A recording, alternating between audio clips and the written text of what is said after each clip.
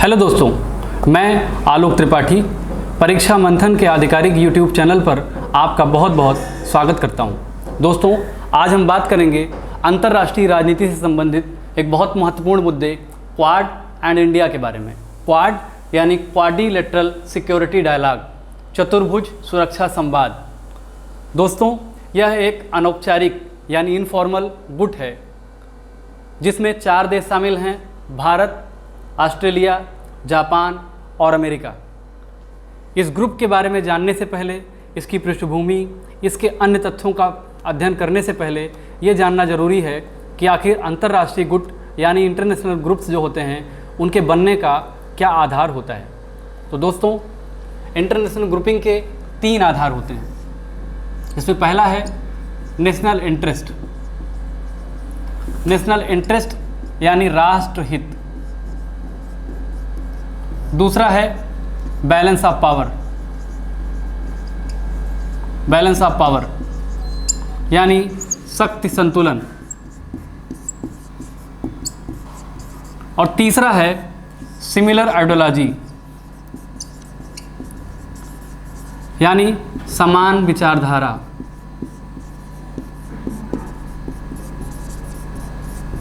अब हम बारी बारी से इन तीनों को देखेंगे कि क्या हैं। National interest. नेशनल इंटरेस्ट यानी राष्ट्रहित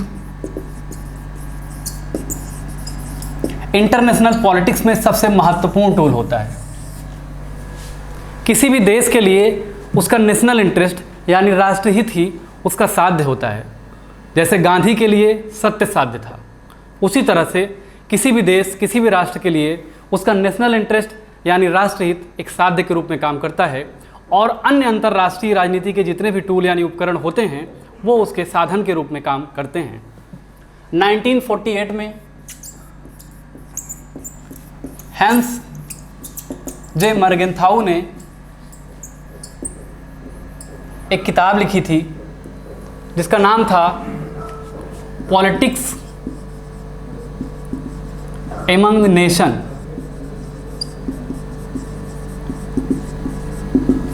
The struggle for power and peace, 1948 में लिखा। इस किताब में इन्होंने पहली बार अंतर्राष्ट्रीय राजनीति में नेशनल इंटरेस्ट को परिभाषित किया और नेशनल इंटरेस्ट को बताया कि नेशनल इंटरेस्ट को नेशनल पावर यानी राष्ट्र की शक्ति के रूप में डिफाइन किया जाना चाहिए। यानी राष्ट्र के हित में, राष्ट्र के प्रसार में, राष्ट्र की शक्ति के प्रसार में जो भी क्रियाएं की जाती हैं, जो भी उपकरण का इस्तेमाल किया जाता है, वो नेशनल इंटरेस्ट के दायरे में आता है। और नेशनल इंटरेस्ट एक तरह का साध्य है। अब उसके बाद हम आते हैं बैलेंस ऑफ पावर पर। बैलेंस ऑफ पावर की थ्योरी स्टीफन एम वाल्ट ने पहली बार 1985 में इसको क्वाइन किया था। Stephen M Walt. हालांकि अंतर्राष्ट्रीय राजनीति में रियलिस्ट जो दार्शनिक थे उन्होंने इसका इस्तेमाल 50 के दशक में यानी 1950 के दशक में ही करना शुरू कर दिया था। बैलेंस ऑफ पावर का मतलब किसी देश, किसी राष्ट्र के लिए अपनी संप्रभुता और अपनी बंधुता को बचाने के लिए जो भी टैक्टिक्स का इस्तेमाल किया जाता है वो बैलेंस ऑफ पावर को अभिव्यक्त करता है। बैलेंस ऑफ पावर को कुछ इस तरह समझें कि मान लीजिए कि आप किसी गांव में रहते हैं और वहां कोई एक व्यक्ति अत्यधिक शक्तिशाली है। अत्यधिक शक्तिशाली होने के कारण वो गांव के अन्य लोगों को के हितों को वायलेट करता है, उनके राइट्स को वायलेट करता है। ऐसी स्थिति में आपके पास 2 विकल्प बचते हैं। पहला विकल्प, या तो उसके बरक्स कोई ऐसी सत्ता जो उसको काउंटर कर सके को खड़ा कर दिया जाए, या फिर कुछ अन्य लोगों को ग्रुपिंग यानी ग्रुप बनाकर उसके समक्ष खड़ा किया जाए। यही सेम चीज़ इंटरनेशनल राजनीति यानी अंतर्राष्ट्रीय राजनीति में अप्लाई होती है और बैलेंस ऑफ पावर को अभिव्यक्त करती है। किसी एक खास रीजन में यदि किसी देश को ये लगता है कि उस रीजन में उसकी संप्रभुता को खतरा है तो वह अपनी संप्रभुता को अक्षुण्ण बनाए रखने के लिए जो भी टैक्टिक्स का इस्तेमाल करता है वो बैलेंस ऑफ पावर में आती है। तो आपने देखा कि ग्रुपिंग्स के लिए दो आधार नेशनल इंटरेस्ट और बैलेंस ऑफ पावर इस तरह से काम करते हैं। नेशनल इंटरेस्ट एक साध्य है और बैलेंस ऑफ पावर उसका साधन है। इसके अलावा ग्रुपिंग का एक और आधार होता है जिसे सिमिलर आइडियोलॉजी कहा जाता है। सिमिलर आइडियोलॉजी,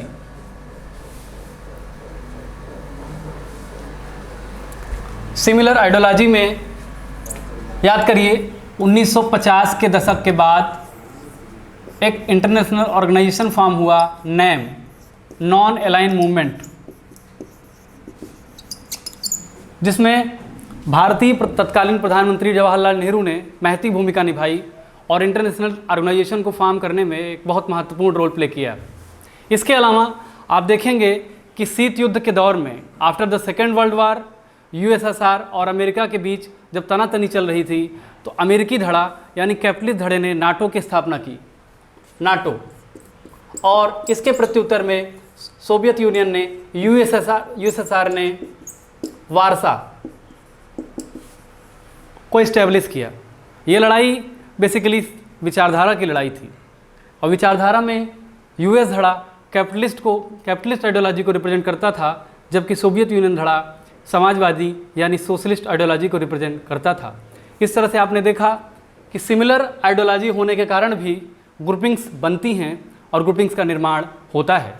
दोस्तों, इसके बाद हम देखेंगे क्वाड की पृष्ठभूमि क्या है, उसका ओरिजिन कैसे हुआ। तो आइए देखते हैं।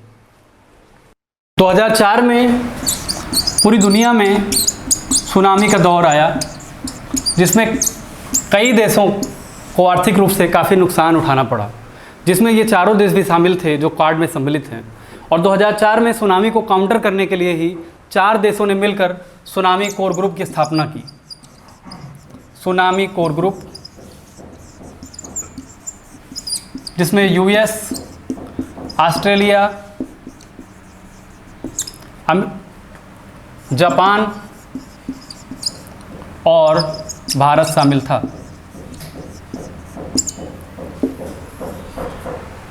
तो क्वाड का आधार यहाँ से निर्मित होता है। बहुत सारी किताबों में आपको पता चलेगा कि 2007 में डायरेक्ट मनीला में इसको इस्टेब्लिश किया गया, जबकि ऐसा नहीं है। 2004 में सुनामी कोर ग्रुप ने इसको एक आधारभूत ढांचा प्रदान किया जिसके आधार पे इस ग्रुपिंग की स्थापना की जा सके। इसके बाद 2006 में तत्कालीन भारतीय प्रधानमंत्री डॉक्टर मनमोहन सिंह ने जापान विजिट की और जापान विजिट में पहली बार उन्होंने इंडो जापान सहयोग की बात की, जिसको इंडो पैसिफिक जोन में यानी इंडो पैसिफिक रीजन में संपन्न होना था। इंडो पैसिफिक रीजन में इंडो जापान सहयोग की बात की गई 2006 में। ये भी एक बहुत महत्वपूर्ण आधार बनता है। भारतीय प्रधानमंत्री मनमोहन सिंह के 2006 के जापान यात्रा के बाद 2007 में जापान के ओकिनावा आइलैंड में 5 देशों के बीच मालाबार एक्सरसाइज संपन्न हुई। 5 देश, इंडिया, ऑस्ट्रेलिया, जापान, यूएस और सिंगापुर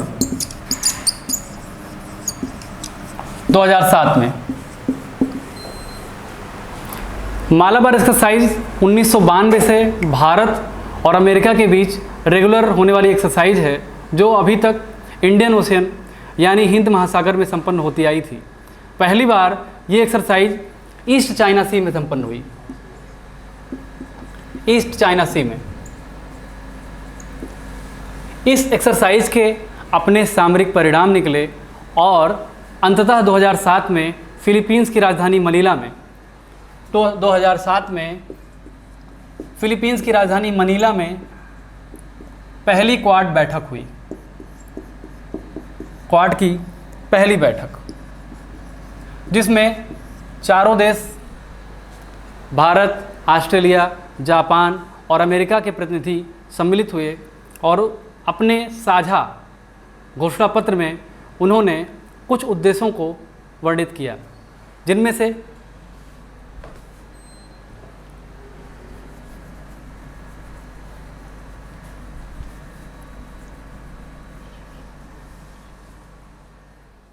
पहला था रूल बेस्ड ऑर्डर,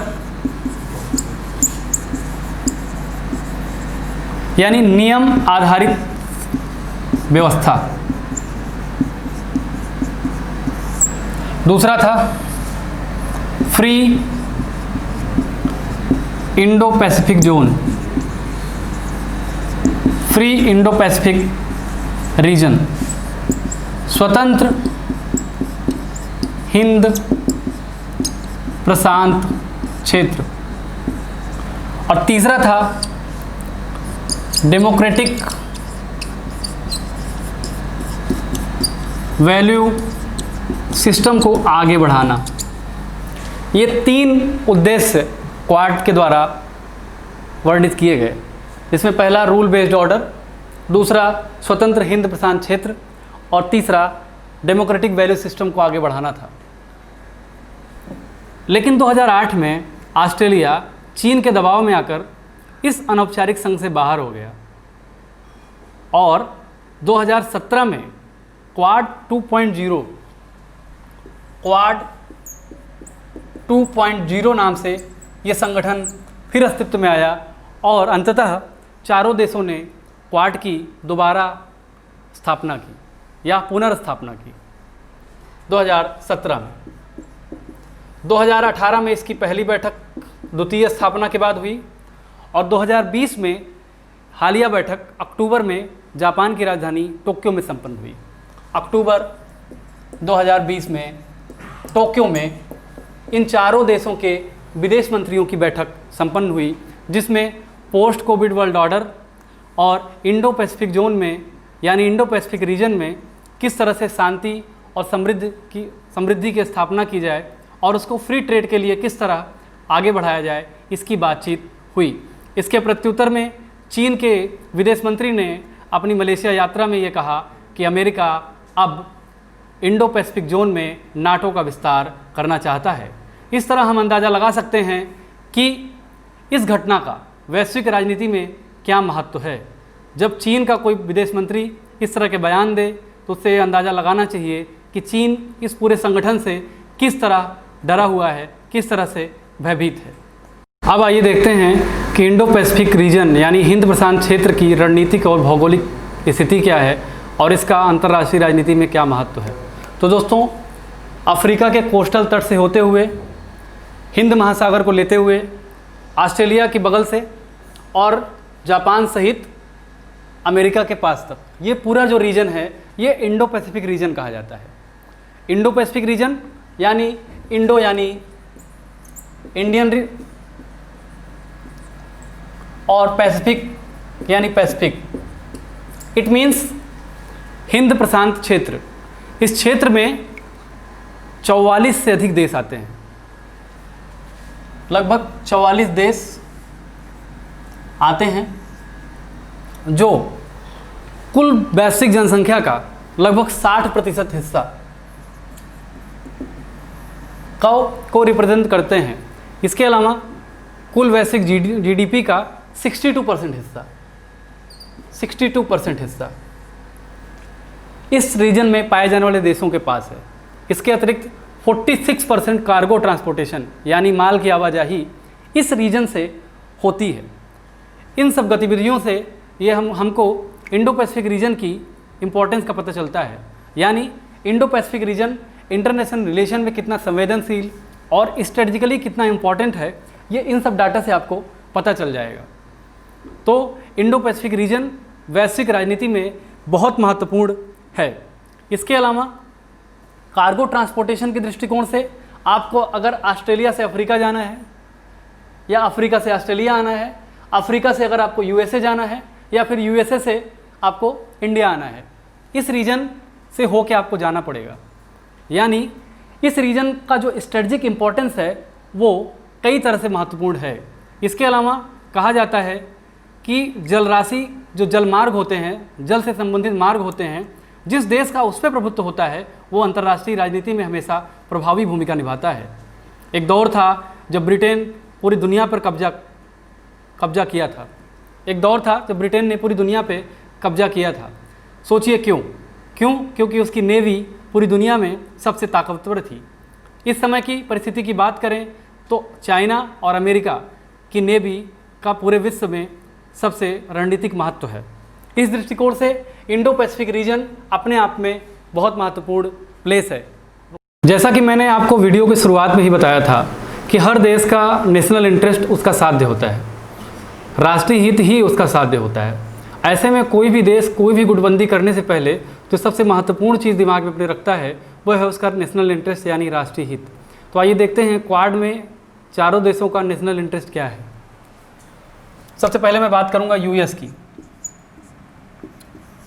यूएस की इस समय स्थिति ऐसी है कि वो लगभग उसकी मोनोपोली अभी भी दुनिया में व्याप्त है, लेकिन उसको डर है कि चीन भविष्य में उसको काउंटर करने के लिए आगे आ सकता है। इसके पहले यही डर उसको यूएसएसआर यानी सोवियत यूनियन से था और 1991 में उसके ढहने के बाद अब वो डर उसको चीन से है। इसके अलावा अमेरिका और चीन के बीच जो ट्रेड बैलेंस है वो बिल्कुल चीन के पक्ष में झुका नज़र आता है, यानी चीन अमेरिका को ज़्यादा एक्सपोर्ट करता है जबकि उसके बनिस्बत अमेरिका चीन को कम एक्सपोर्ट करता है। इस व्यापार असंतुलन से बचने के लिए और इस दुनिया को बाइपोलर होने से बचाने के लिए, बचाने शब्द थोड़ा सा अजीब है, इसको ऐसे कहें कि अमेरिका को डर है कि उसकी प्रभुसत्ता न छिन जाए। एकदम स्ट्रेट फॉरवर्ड होकर कहें तो अमेरिका का जो ये डर है उसको ये संतुलित करने की दिशा में प्रेरित करता है। यानी अमेरिका चाहता है कि चीन की शक्ति संतुलित हो और चीन की शक्ति को संतुलित करने के लिए इंडो पैसिफिक रीजन से महत्वपूर्ण और कोई रीजन मुझे नज़र नहीं आता। तो ये है यूएस का कॉमन इंटरेस्ट। इसके अलावा ऑस्ट्रेलिया की स्थिति यह है कि चीन से उसका ट्रेड बैलेंस बेहद असंतुलित है। ट्रेड बैलेंस की बात करें तो ऑस्ट्रेलिया चीन से बहुत ज़्यादा इंपोर्ट करता है, इसकी तुलना में चीन उसको बहुत ज़्यादा एक्सपोर्ट करता है। ऑस्ट्रेलिया की समस्या ये है कि कहीं ऐसा ना हो कि आर्थिक निर्भरता उसकी चीन पर बहुत ज़्यादा बढ़ जाए और संबंध खराब होने की स्थिति में उसको आर्थिक रूप से बहुत नुकसान उठाना पड़े। ऐसी स्थिति में ऑस्ट्रेलिया ये चाहता है कि चीन का विकल्प उसके सामने आए। ये कॉमन इंटरेस्ट उसको इस ग्रुपिंग में आने के लिए मजबूर करता है या कहिए ज़रूरी हो जाता है। इसके अलावा जापान का चीन के साथ ऐतिहासिक विवाद है। एक द्वीप है सेनकाकू द्वीप, जिस पे दोनों देश अपना दावा ठोकते हैं। इसके अलावा चीन और जापान के बीच आए दिन तनाव देखने को मिलता है। इसके अलावा व्यापार संतुलन की बात करें तो जापान और चीन के बीच भी कमोबेश वही स्थिति है जो बाकी दो देशों ऑस्ट्रेलिया और अमेरिका के बीच है। ये कॉमन इंटरेस्ट जापान को इस ग्रुप में आने के लिए मजबूर करता है। भारत की बात करें तो भारत की चीन के साथ सीमा लगती है और आए दिन भारत चीन के बीच सीमा विवाद सामने आता है। अभी कोविड संकट के दौरान मई में लद्दाख के गलवान घाटी में शुरू हुआ विवाद अभी तक जारी है। इसके अतिरिक्त ट्रेड बैलेंस की बात करें तो भारत का भी कमोबेश वही हाल है जो अन्य देशों का है। इसलिए ज़रूरी हो जाता है कि भारत भी अपनी स्थिति को संतुलित करने के लिए किसी ग्रुप में आए जो ग्रुप चीन को संतुलित कर सके। तो ये चारों देशों के नेशनल इंटरेस्ट हैं यानी कॉमन इंटरेस्ट हैं जो इस ग्रुप में आने के लिए ज़रूरी हैं। अब आइए देखते हैं इस ग्रुप के सामने समस्या क्या है, चैलेंजेस क्या हैं। तो जो सबसे बड़ा चैलेंज है इस ग्रुप के सामने वो है इस ग्रुप का एक महत्वपूर्ण मेंबर भारत, उसकी स्थिति काफ़ी संवेदनशील है। मान लीजिए ये क्वाड ग्रुप किसी मिलिट्री ऑर्गेनाइजेशन के रूप में सामने आता है तो भारत की समस्या ये हो जाएगी कि भारत ही इसमें एकमात्र ऐसा देश है जिसकी सीमा यानी बाउंड्री चीन से मैच करती है, चीन से मिलती है। ऐसे में कल अगर युद्ध की स्थिति आती है या फिर संवेदनशील स्थिति का निर्माण होता है तो सबसे ज़्यादा नुकसान भारत को उठाना पड़ सकता है। इसमें तीनों देश जो बचे तीनों देश हैं, चाहे जापान की बात करें आप, चाहे ऑस्ट्रेलिया या फिर यूएस की डायरेक्ट स्थलीय सीमा चीन से नहीं लगती है, तो भारत के लिए यह बेहद संवेदनशील स्थिति बन जाती है। इसके अलावा क्वाड के किसी मिलिट्री ऑर्गेनाइजेशन बनने की दिशा में भारत के ईरान और रूस से संबंध निश्चित रूप से खराब होंगे। क्यों? क्योंकि ईरान से और अमेरिका का संबंध बेहद रसातल में जा चुका है। अमेरिका ने ईरान पे बहुत सारे आर्थिक प्रतिबंध लगाए हैं, इसके अलावा रसिया से तो उसकी हमेशा से तनातनी रही है, जबकि रसिया भारत का एक अभिन्न मित्र रहा है। इसलिए भारत के सामने ये बहुत बड़े चैलेंजेज हैं। इसके अलावा दूसरा जो मुख्य चैलेंज है इस ऑर्गेनाइजेशन के सामने वो है अमेरिका का स्टैंड। आपने हमेशा देखा होगा कि अमेरिका वैश्विक राजनीति में कोई क्लियर स्टैंड नहीं रखता है। कई बार वो बदलती परिस्थितियों के साथ अपने स्टैंड को भी बदल देता है। ये स्थिति काफ़ी खतरनाक साबित होती है जब कोई देश अपने नेशनल इंटरेस्ट को सोचते हुए अपना कार्य संपादित करता है।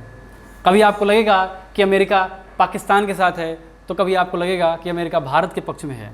यही स्टैंड अमेरिका को बेहद कन्फ्यूजिंग कंट्री बनाता है। कन्फ्यूजिंग कंट्री ना कह के मैं ये कहूँगा कि चालाक देश बनाता है, जो इस संगठन के निर्माण में एक बहुत बड़ी बाधा है। इसके अलावा आसियान देश जो इंडो पैसिफिक रीजन में महत्वपूर्ण रोल प्ले कर सकते हैं। आसियान देश जिसमें इंडोनेशिया, मलेशिया जैसे देश एक प्रमुख पार्टी हैं, वो उन पार्टियों से भारत का अच्छा संबंध है। इसके अतिरिक्त म्यांमार से भारत का ऐतिहासिक संबंध है। लेकिन कल को अगर कोई मिलिट्री ग्रुपिंग होती है तो आसियान में म्यांमार का चीन के साथ बेहतर संबंध है। ऐसी स्थिति में आसियान देशों से भारत की नाराज़गी हो सकती है। भारत ने एक्ट ईस्ट पॉलिसी के तहत हालांकि आसियान देशों को साधने की लगातार कोशिश की है, लेकिन अभी तक चीन के विरुद्ध किसी भी मोर्चे से बचता रहा है। ये बचना जाहिर करता है कि भारत डायरेक्ट कोई आमना सामना चीन से नहीं चाहता। उसकी अपनी स्थिति इतनी संवेदनशील है कि आज के दौर में चीन से युद्ध उसको भारी पड़ सकता है। इन सब सारी चीज़ों के मद्देनज़र रखते हुए हमको ये कहना पड़ेगा कि क्वाड के सामने ये गंभीर चुनौतियाँ हैं। इसके अलावा मैं एक बहुत महत्वपूर्ण चुनौती की ओर आपका ध्यान आकृष्ट कराना चाहूँगा, वो है रूल बेस्ड ऑर्डर की डिफिनीशन। रूल बेस्ड ऑर्डर की डिफिनीशन क्वाड में जिस रूल बेस्ड ऑर्डर की बात की गई है उसमें रूल बेस्ड ऑर्डर को बहुत बेहतर ढंग से डिफाइन नहीं किया गया है, जो बेहद चिंता का विषय है। कल मिलिट्री ग्रुपिंग होती है क्वाड की, उसके पहले रूल बेस्ड ऑर्डर को बेहतर तरीके से डिफाइन किया जाना बहुत ज़रूरी है। रूल बेस्ड ऑर्डर किस जगह का रूल बेस्ड ऑर्डर, किस रीजन का rule based order, Indo Pacific zone का रूल बेस्ड ऑर्डर या फिर अन्य किसी भी क्षेत्र का रूल बेस्ड ऑर्डर, इसको डिफाइन करना बहुत ज़रूरी है। इसके अतिरिक्त क्वाड एक अनौपचारिक संगठन है। अनौपचारिक यानी इनफॉर्मल ऑर्गेनाइजेशन, और इनफॉर्मल ऑर्गेनाइजेशन होने के नाते इसके सामने चुनौतियां यह हैं कि इसके लक्ष्य यानी उद्देश्य बहुत साफ नहीं है, और जो भी उद्देश्य हैं वो बेहद अब्स्ट्रैक्ट यानी अमूर्त हैं। ऐसी स्थिति में कोई भी रणनीति ठीक ढंग से कारगर साबित नहीं हो सकती। इसलिए क्वाड को इससे सतर्क होने की ज़रूरत है। आइए अब हम देखते हैं सबसे अंतिम point, way forward. Way forward यानी क्या किया जाना चाहिए। वे फॉरवर्ड, तो सबसे पहले भारत के संदर्भ में बात करें तो भारत को आसियान देशों से संबंध बेहतर करना चाहिए, और आसियान देशों के साथ जो उसकी एक्ट ईस्ट पॉलिसी है उसको रिव्यू करने की ज़रूरत है। एक्ट ईस्ट पॉलिसी के बारे में बेहद कंक्रीट तरीके से अपनी बात और अपनी स्ट्रेटजी को निर्मित करने की ज़रूरत है। भारत इस दिशा में कभी भी चीन के खिलाफ इंटरनेशनल पॉलिटिक्स में कभी सामने नहीं आया है। ये जाहिर करता है कि भारत अभी चीन को डायरेक्ट काउंटर करने के लिए तैयार नहीं है। इस दिशा में इस पूरे रीजन में, इंडो पैसिफिक रीजन में जो भी ऑर्गेनाइजेशन हैं, चाहे वो आसियान हो या फिर भारत के नज़दीकी जो भी ऑर्गेनाइजेशन हो, चाहे बिम्स्टेक हो या फिर सार्क हो, इन सभी देशों से भारत को बेहतर संबंध बनाने की ज़रूरत है। इसके अलावा क्वाड देशों को रूल बेस्ड